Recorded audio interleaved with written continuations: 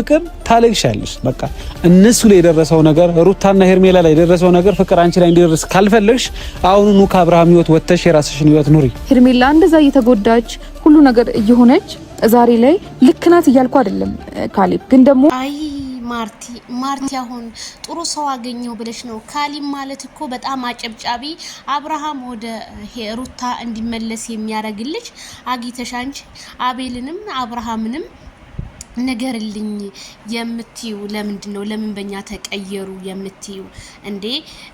ምክንያቱም እዚህ ጋር ካሊብ በጣም አጨብጫቢ ነው። አብርሃም ታደሰ ደግሞ ሩታን ጎርቷል፣ ሄርሜላን ጎርቷል። አሁንም ፍቅርንም ይጎዳታል የምትለው ፍቅር ሲጀመር የመጣችው ለስራ እንጂ እውነት ላዳር አይደለም።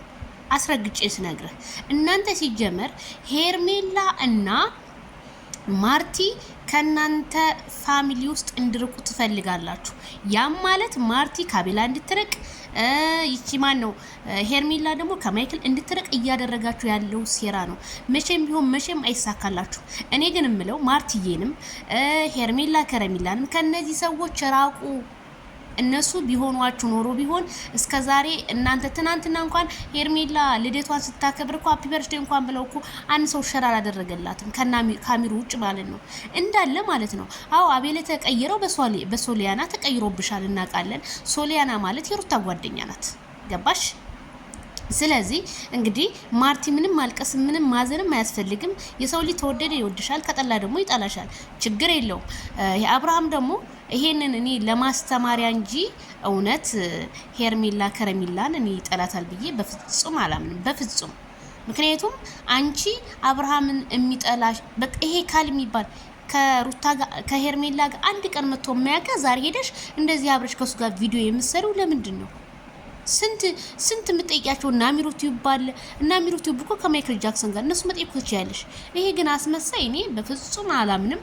ስለዚህ አቤል ራቃት ሶሊያናን ስለወሰደ ነው።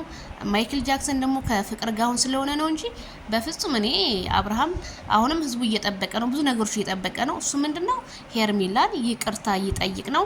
እናንተ ደግሞ ይቅርታ ጠይቅ ብላችሁ በኮሜንት ብትጽፉ መልካም ነው። ኮሜንት ግን እየተጻፈ ያለው አይሆንሽም ሲባል አብርሃም ደግሞ ሀሳቡን እየቀየረ ጧት ማታ ይመጣል ማለት ነው። ስለዚህ እኛ ኮሜንት ስንጽፍ አንድ አይነት ኮሜንት መሆን አለበት። በቃ አብራችሁን ሁሉን አብርሃምና ሄርሜላ ያለ አብርሃምና ያለ ሄርሜላ ሚዲያውም ቲክቶኩም አይሞቅም ብለን ጥሩ ሀሳብ አስተያየት መስጠት እንችላለን። ባለፈው እኮ ሄርሜላ አይሆንሽም ሄርሜላ በቃ ተጣዩ ስትሏት እኮ ነው በማግስቱ እንደዛ አርጋ የመጣችሁ። ስለዚህ አሁንም ሄርሜላ እንዳትጎዳ እኛ ጥሩ ኮሜንት ብንጽፍ እንደኔ መልካም ነው ብዬ ነው የማስበው ቤተሰብዬ።